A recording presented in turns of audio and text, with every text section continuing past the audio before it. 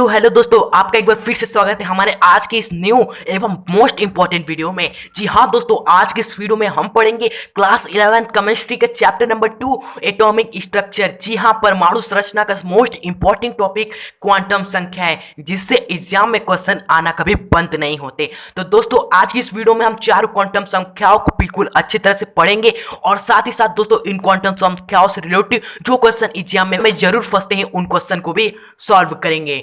तो दोस्तों ये वीडियो आपके लिए बहुत इंपॉर्टेंट होने जा रही है, तो वीडियो को लास्ट तक जरूर देखिएगा दोस्तों। इस वीडियो के बाद क्वांटम संख्याओं से रिलेटेड दोस्तों कोई भी डाउट नहीं बचेगा। आगे बढ़ने से पहले वीडियो को लाइक कर दे, चैनल को हमारे सब्सक्राइब कर दे दोस्तों, क्योंकि ऐसे ही मोस्ट इंपॉर्टेंट वीडियो आपको टाइम पर मिलती रहे। तो चलिए क्यों कर रहे हैं हम वेट, अपने आज का ये वीडियो दोस्तों स्टार्ट करते हैं। दोस्तों क्वांटम संख्या चार प्रकार की होती है और पहला क्वांटम संख्या है मुख्य क्वांटम संख्या। दोस्तों बहुत ही आसान है, आइए इसे समझते हैं। मुख्य क्वांटम संख्या को n से प्रदर्शित करते हैं तथा n का मान परमाणु के कोष या कक्ष की संख्या को बताता है। बहुत ही सिंपल है, मुख्य क्वांटम संख्या को हम n से प्रदर्शित करते हैं। याद रखिएगा किससे प्रदर्शित करते हैं, n से प्रदर्शित करते हैं। और n क्या बताता है दोस्तों, n क्या बताता है, किसी भी परमाणु में कितने कक्षों की संख्या बताता है, कौन से कोष या कक्ष में है वो परमाणु का इलेक्ट्रॉन, ये बताता है। दोस्तों जैसा कि हमने बताया कि मुख्य क्वांटम संख्या यानी कि n के मान से हमें यह ज्ञात होता है कि इलेक्ट्रॉन किस कक्ष में है।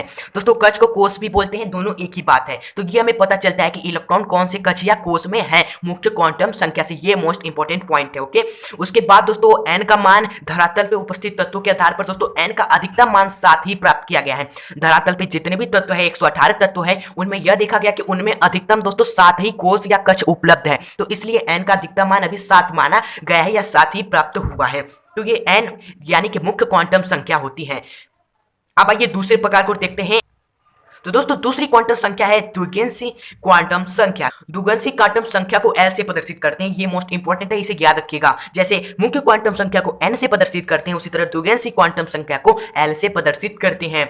इसे सहायक क्वांटम संख्या या कोणीय क्वांटम संख्या भी कहते हैं। इसका अन्य नाम है क्या है, सहायक क्वांटम संख्या या मुख्य क्वांटम संख्या। दोस्तों मोस्ट इंपॉर्टेंट पॉइंट क्या है जो आपको क्वेश्चन हल करने में मदद करेगा, द्विगुणित क्वांटम संख्या को किससे प्रदर्शित करते हैं, L से प्रदर्शित करते हैं। फिर उसके बाद जो इंपॉर्टेंट पॉइंट है इसका मान। दोस्तों जिस पॉइंट को हमने तीर बनाकर लिखा हुआ है उस पॉइंट को आपको जरूर याद रखना है। ओके, तो इसका मान मुख्य क्वांटम संख्या n पर निर्भर करता है। मुख्य क्वांटम संख्या n पर दोस्तों द्विगुणित क्वांटम संख्या L का मान निर्भर करता है। कैसे, अगर आपको n का मान दे दिया गया हो ना, तो उसी के द्वारा द्विगुणित क्वांटम संख्या L का मान निकाल सकते हैं। कैसे, इसका मान दोस्तों क्या होता है, n पर निर्भर करता है। कैसे, क्योंकि L का मान 0 से लेके n-1 तक कोई भी पूर्णांक हो सकता है। अगर आपको n का मान ही नहीं दिया है तो आप L का मान कैसे निकालोगे, यानी कि इसका मान n पर निर्भर करता है और वो मान होता है 0 से लेके n में से 1 माइनस कर देना है, वहां तक की संख्या L का मान होती है। इसके बाद हम समझेंगे कि L के किस किस मान के लिए कौन सा संभावित उपकक्ष होता है। अगर L का मान 0 है तो इसका मतलब कि S उपकक्ष को ये बताता है। अगर L का मान 0 है तो इसका मतलब कौन सा उपकक्ष है दोस्तों,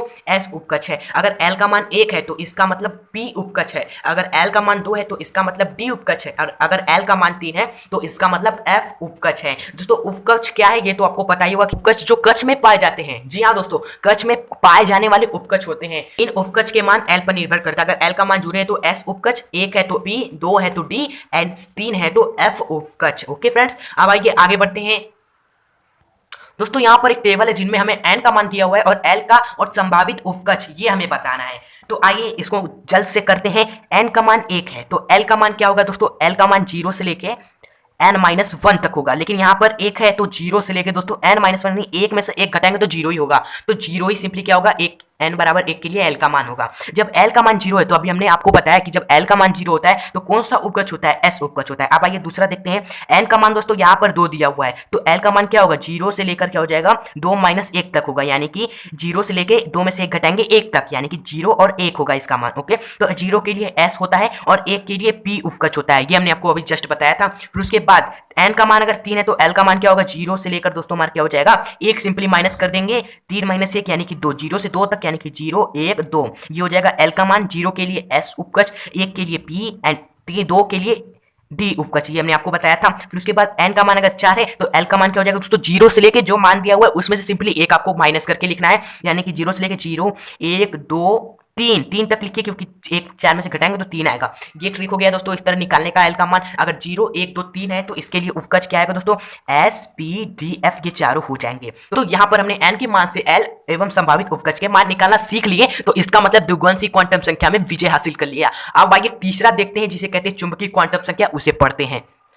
तो दोस्तों चुंबकीय क्वांटम संख्या को जीवन प्रभाव की व्याख्या करने के लिए दिया गया है। दोस्तों जीवन प्रभाव को अब आगे पढ़ेंगे, अभी आप इसे याद रखें कि जीवन प्रभाव की व्याख्या करने के लिए चुंबकीय क्वांटम संख्या दिया गया है। और यहाँ पर जो हमने तीर बनाया है तो उसे आप जरूर याद रखिएगा। तो तीर बनाकर एक पॉइंट लिखा हुआ है हमने कि इसे एम से प्रदर्शित करते हैं। पहली बार जिस तरह एन मुख्य क्वांटम संख्या को एन से, द्विगुणसी क्वांटम संख्या को एल से, उसी तरह चुंबकीय क्वांटम संख्या को एम से प्रदर्शित करते हैं। और यह द्विगुणसी क्वांटम संख्या एल पर निर्भर करता है तथा इसका मान -L से लेकर L तक होगा है। दोस्तों यहाँ पर आपने पढ़ा था कि द्विगुणसी क्वांटम संख्या का मान n पर निर्भर करता है, लेकिन यहाँ पर चुंबकीय क्वांटम संख्या का मान L पर निर्भर कर रहा है। L पर निर्भर क्यों कर रहा है, क्योंकि इसके वैल्यू के फॉर्मूले में L है। अगर L का मान दिया है तभी आप इसका मान निकाल सकते हो। जब L का मान नहीं दिया है तो चुंबकीय क्वांटम संख्या कैसे निकालोगे। तो इसलिए चुंबकीय क्वांटम संख्या का मान L पर निर्भर कर रहा है। तो वो फॉर्मूले हमें याद रखने क्या है फॉर्मूला, L का मान दिया है तो चुंबकीय क्वांटम संख्या M का मान हम निकाल सकते हैं -L से लेके +L तक होगा। जैसा उदाहरण लेते हैं, अगर L का मान दोस्तों मान लीजिए हमें 3 दिया हुआ है तो M का मान हम कैसे निकालेंगे, इस फॉर्मूले से निकालेंगे। क्या होगा, -L से लेके +L तक होगा M का मान। -L यानी कि -3 से लेके +3 तक। अगर हम इसे एक खोल कर लिखे, जिस तरह हम द्विगुणसी क्वांटम संख्या को खोल के लिख रहे थे, तो सिंपली होगा -3 -2 -1 0 1 2 3 प्लस -3 से +3 के बीच में सारी संख्याएं आ जाएंगी। वो होगी हमारी m का मान यानी चुंबकीय क्वांटम संख्या का मान। तो इस तरह दोस्तों हम n का मान दिया है तो उस तरह हम l का मान निकाल सकते हैं। अगर l का मान दिया है तो उसके द्वारा हम m का मान निकाल सकते हैं। तो अब आइए दोस्तों चौथी क्वांटम संख्या देखते हैं, जो हमारी लास्ट क्वांटम संख्या है। तो दोस्तों नाम में ही चक्रण है, यानी कि यहाँ पर घूमने वाली कोई चीज है। घूमेगा क्या दोस्तों, जी हाँ, किसी भी परमाणु में उपस्थित इलेक्ट्रॉन क्या करेंगे, घूमते हैं। ये तो हमें पता है नाभिक के चारों ओर। तो इलेक्ट्रॉन अपनी कक्ष के चारों ओर गति करने को चक्रण कहते हैं। इलेक्ट्रॉन अपने ही अक्ष में अगर घूम रहा है, जैसे कि आप देख रहे हो ये इलेक्ट्रॉन आपके सामने है मान लीजिए, और ये इस तरह चारों ओर अपने ही अक्ष पे घूम रहा है, तो इसे हम क्या कहेंगे दोस्तों, चक्रण कहेंगे। और इसी चक्रण को प्रदर्शित करने के लिए जिस क्वांटम संख्या का प्रयोग किया जाता है उसे चक्रण क्वांटम संख्या कहते हैं। और जो ये इलेक्ट्रॉन घूम रहा है इसको हम किस तरह प्रदर्शित करेंगे, क्या पेपर में हम इस तरह इलेक्ट्रॉन घूमते हुए लिखेंगे, नहीं, हम उसे कोई सिंबल से प्रदर्शित करेंगे। उसी सिंबल को क्या कहते हैं दोस्तों, चक्रण क्वांटम संख्या कहते हैं। और चक्रण क्वांटम संख्या को दोस्तों हम किससे प्रदर्शित करते हैं, ऐसे प्रदर्शित करते हैं। तीर बनाकर लिखा है तो याद जरूर रखिएगा। ओके फ्रेंड, तो इलेक्ट्रॉन के अपने अक्ष पे घूमने के प्रतीक को देखते हैं। दोस्तों यहाँ पर आप देख रहे हैं इलेक्ट्रॉन क्या कर रहा है, क्लॉकवाइज गति कर रहा है। जैसा कि आप यहाँ पर एक इलेक्ट्रॉन आपके सामने है, ये क्लॉकवाइज गति कर रहा है। जिस दिशा में घड़ी के सुई गति करते हैं तो उसे हम क्या कहेंगे दोस्तों, क्लॉकवाइज गति कहेंगे। और क्लॉकवाइज को दक्षिणावर्त कहा जाता है। दोस्तों एग्जाम में आपको यही लिखना है, इंग्लिश में नहीं हिंदी में लिखना है। ओके, और एंटी क्लॉकवाइज यानी कि घड़ी के उल्टे दिशा में, जैसे आप यहाँ देख सकते हो इलेक्ट्रॉन गति कर रहा है घड़ी के सुइयों की गति के उल्टे दिशा में, तो उसे हम क्या कहेंगे, एंटी क्लॉकवाइज कहेंगे, जिसे हिंदी में वामावर्त दिशा कहते हैं। और इसका प्रतीक क्या है, अगर दक्षिणावर्त क्लॉकवाइज घड़ी की दिशा में गति कर रहा है तो ऊपर की तरफ प्रतीक बनाएंगे। अगर उल्टी दिशा में घड़ी के गति कर रहा है यानी वामावर्त दिशा में, तो हम नीचे की तरह इस तरह सिंबल बना देंगे। क्या दोस्तों प्रतीक, अब वैल्यू क्या होती है, अगर इलेक्ट्रॉन दक्षिणावर्त चक्रण कर रहा है तो उसका मान प्लस का 1/2 होता है। अगर इलेक्ट्रॉन वामावर्त गति कर रहा है तो उसका मान क्या होता है, माइनस का 1/2 होता है। ये आपको याद रखना है। दक्षिणावर्त के लिए प्लस का 1/2 और वामावर्त के लिए माइनस का 1/2। दक्षिणावर्त किसे कहेंगे, क्लॉकवाइज को, वामावर्त किसे कहेंगे, एंटी क्लॉकवाइज को। अब आइए दोस्तों इस टॉपिक से रिलेटेड मोस्ट इंपॉर्टेंट क्वेश्चन करते हैं, जो आपको एग्जाम में बहुत ही हेल्पफुल होंगे।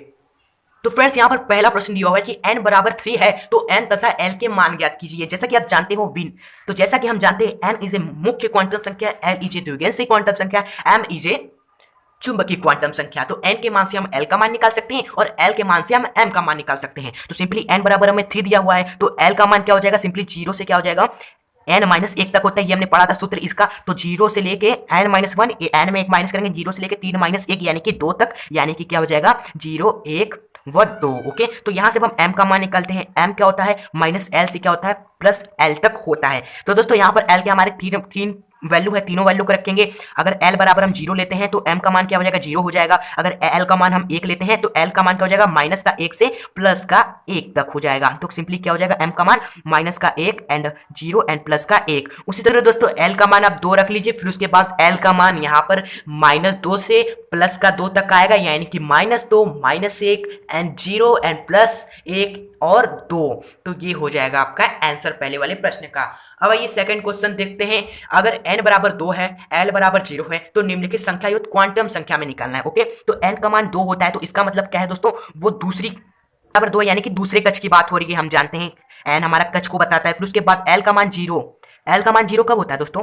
जी हाँ, आपने सही कहा, l का मान 0 होता है जब s उपकक्ष की बात होती है। यानी कि सिंपली जो मुख्य क्वांटम संख्या युक्त, इनको हम क्या कर देंगे, जो भी हमारा मान है उसको युक्त यानी कि एक साथ जोड़ देंगे तो हमारा आंसर आ जाएगा। तो संख्या युक्त यानी कि 2, एंड यहाँ से l का मान 0 से s निकल कर आया, तो 2 ये हमारी 2s क्या हो जाएगी, n बराबर 2 l बराबर 0 के लिए क्वांटम संख्या हो जाएगी 2s। तो आपके सामने कुछ क्वेश्चन, इन क्वेश्चन को प्रैक्टिस करें। क्वेश्चन आपके एग्जाम के लिए बहुत ही हेल्पफुल रहेंगे। और दोस्तों वीडियो को यहीं पे अब हम एंड करते हैं। आशा है दोस्तों ये चारों क्वांटम संख्या आपको अच्छी तरह से समझ में आ गई होगी दोस्तों। तो दोस्तों इस वीडियो को अपने फ्रेंड्स तक भी जरूर शेयर करें। एंड दोस्तों वीडियो पसंद आई तो प्लीज इस वीडियो को हमारे मेहनत के लिए लाइक करना नहीं भूलेगा, और हमारे चैनल को यहाँ पर रेड बटन क्लिक करके प्लीज जरूर से सब्सक्राइब कर लें, ताकि ऐसे और भी यूजफुल मोस्ट इंपॉर्टेंट वीडियो आपसे छूट ना जाए। तो दोस्तों अब मिलते हैं एक नेक्स्ट यूजफुल वीडियो के साथ, तब तक के लिए गुड बाय।